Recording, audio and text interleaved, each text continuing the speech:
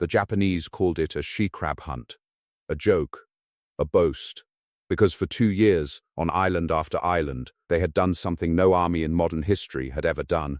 They had learned to disappear. Not retreat, not surrender. Disappear. Into coral, into limestone, into tunnels carved by hand, foot by bloody foot, into the bones of the earth itself. And they were laughing, because the Americans, the Marines, still fought like it was 1918. Walk up, shoot, die somewhere beneath the ridges of a tiny, forgotten island called Peleliu. A Japanese officer lit a cigarette in the cool dark of a cave. Outside, the sun was murder 115 degrees on bare coral rock, a landscape so jagged it shredded boot leather in a day. His men sat in tunnels 3, 4, 5 levels deep, stacked like a hive, connected by staircases blasted into stone. Steel doors, firing slits no wider than a mail slot. Interlocking machine guns that could not be flanked, could not be seen, could not, they believed, be beaten. He listened to the distant thud of naval gunfire and smiled.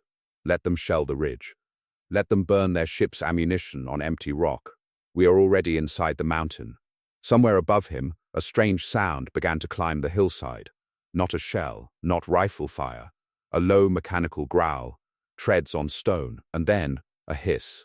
The officer would later describe it to interrogators, the ones who lived as a sound like the mountain itself exhaling. A jet of liquid fire, thick as syrup, arced 50 yards through the superheated air and poured directly through that mail slot firing port he had trusted with his life. The cave didn't explode. It breathed fire back out at him. In 4 seconds, the temperature inside that tunnel exceeded 1,000 degrees. The oxygen didn't burn, it vanished, consumed instantly, sucked out of every lung in the chamber before the flame even reached the back wall. Men who were never touched by a single drop of burning fuel died anyway, suffocated, cooked from the inside by superheated air in a space they'd believed was the safest place on the island. Outside, Marines who had been dying by the hundreds against these ridges for 3 straight weeks stood back and watched the flame lick up the rock face. And for the first time since D-Day at Peleliu, they heard something coming from inside those Japanese positions that no one had heard before. Screaming, this is the story of the weapon nobody wanted. The tank that generals called a gimmick, a fire hazard, a coward's toy unfit for real soldiers, until it became the only thing standing between the United States Marine Corps and total annihilation on the ugliest island of the Pacific War. To understand why this monster had to be born, you need to understand what Peleliu was doing to the men sent to take it. September 1944. The Marines were told this would be a 3-day operation. Secure an airfield, move on. Some officers back on the transport ships were already planning their next leave. They had no idea they were walking into a trap 2 years in the making, because the Japanese had changed their entire doctrine. No more suicidal beach charges. No more banzai attacks that let American naval guns and machine guns cut them down by the thousand in the open sand. Now, they let the Marines land, let them get comfortable, let them think the beach was the hard part. Then, from 500 fortified caves woven through a rocky spine of hills called the Umabragol, they opened fire from everywhere and nowhere at once. There was no front line anymore. There was no advancing. There was only crawling from one ridge to the next, while an enemy you couldn't see put a bullet through your throat from a slit in the rock 40 feet away. Standard tactics were useless here. You could call in a 500-pound bomb, level a ridge, watch the smoke clear, and then watch Japanese soldiers climb out of an entirely separate tunnel on the far side of the same hill, weapons still in hand, ready to fire again. Flamethrowers existed, but the backpack version carried by individual riflemen held barely enough fuel for 8 seconds of fire, with a range of just 20, maybe 30 yards. That meant a Marine had to sprint across open rock under direct machine gun fire to get close enough to use it. The average life expectancy of a flamethrower operator on Peleliu was measured in minutes. By the end of the first week, the 1st Marine Division had suffered casualties so catastrophic that its own commander would later call it the worst planned operation of the entire Pacific War. Some rifle companies lost over half their men, not to one big battle, to death by 1,000 hidden cuts. The military called it Bloody Nose Ridge. The men who survived it called it something simpler, hell with better real estate. And back at headquarters, while men bled out on coral they couldn't even dig a foxhole into the rock was too hard, To break, some very comfortable senior officers were still arguing that armor didn't belong in this kind of terrain, that tanks were for open ground, for maneuver warfare, not for this broken vertical nightmare of caves and ridgelines. They were wrong. And it would take a handful of unpopular, half-mocked engineers to prove it. Men the Marine Corps establishment had almost refused to listen to at all. His name was Colonel George Unmax, but the real fight for this weapon didn't start with a general. It started years earlier, in a lab most of the US military brass didn't even know existed, with a chemical warfare service unit that regular combat officers openly despised. Understand something about the culture of 1940s military command. Armor officers believed in the tank as it had always been a cannon on treads, built to punch through enemy lines in open country, the way Patton was using it in Europe. Infantry officers trusted riflemen and grenades.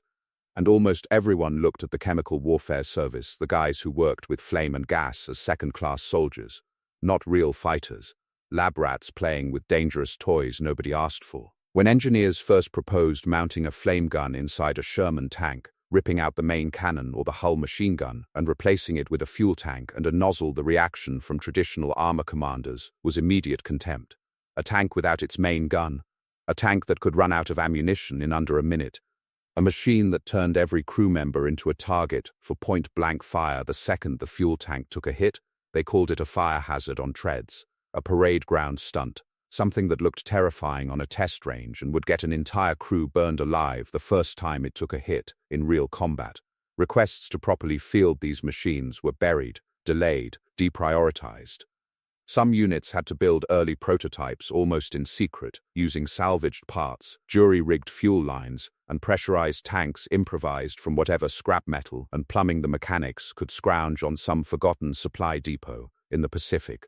Engineers tested designs on their own initiative, often without formal authorization, because they had seen the casualty reports coming out of cave fighting on other islands, and they knew that rifles and grenades alone were sending boys to die for yards of worthless rock.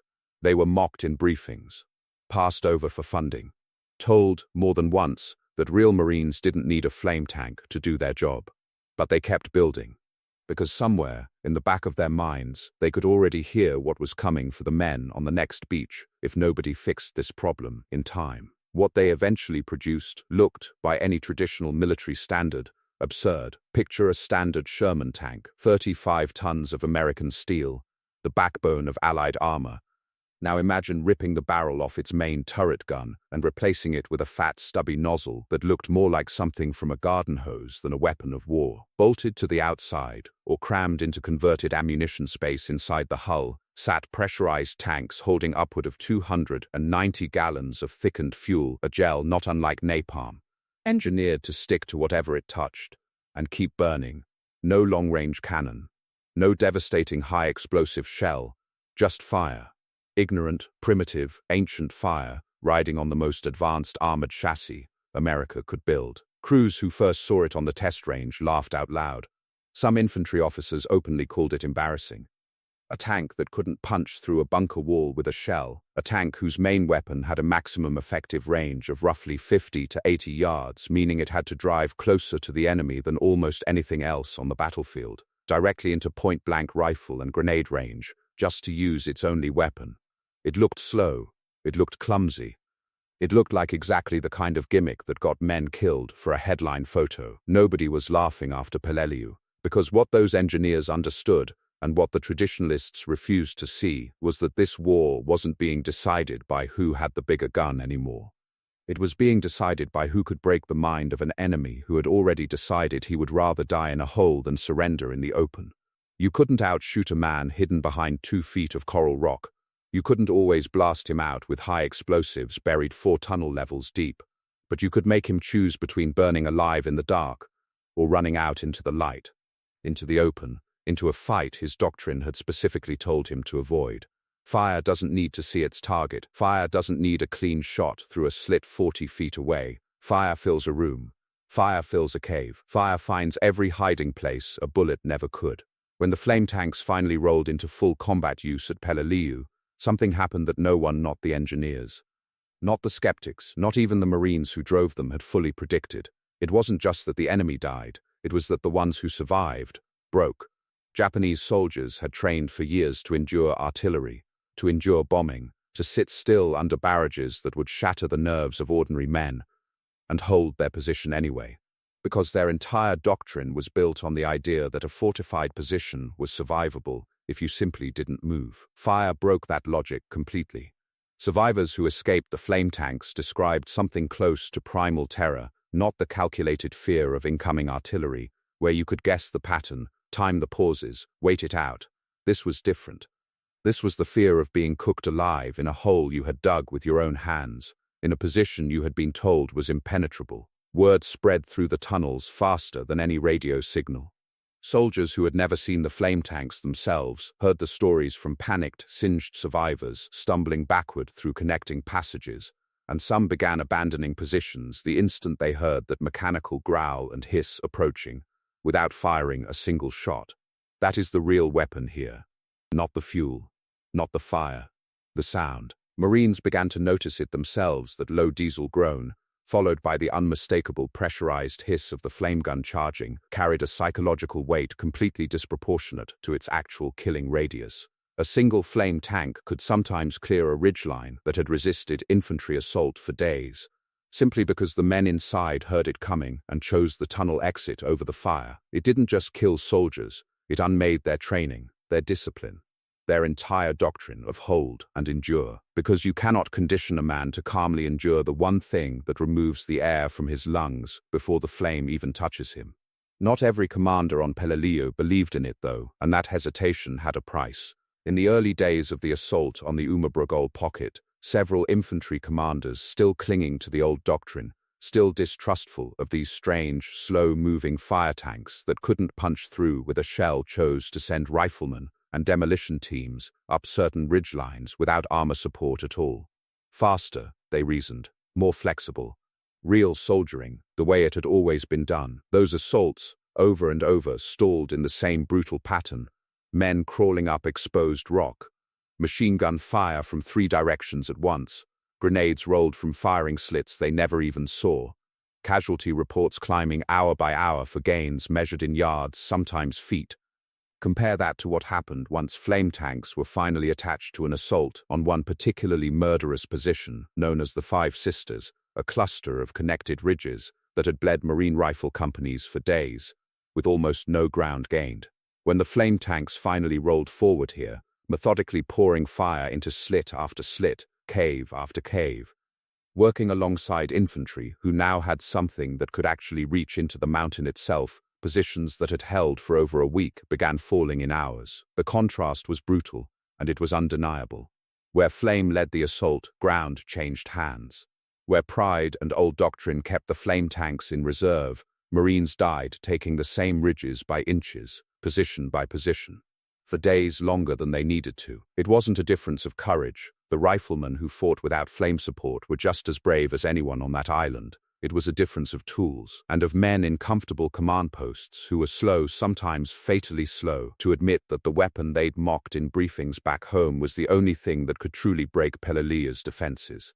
Peleliu was supposed to take 3 days. It took over 2 months. Over 10,000 American casualties for an island whose strategic value, many historians now argue, was barely worth the cost at all.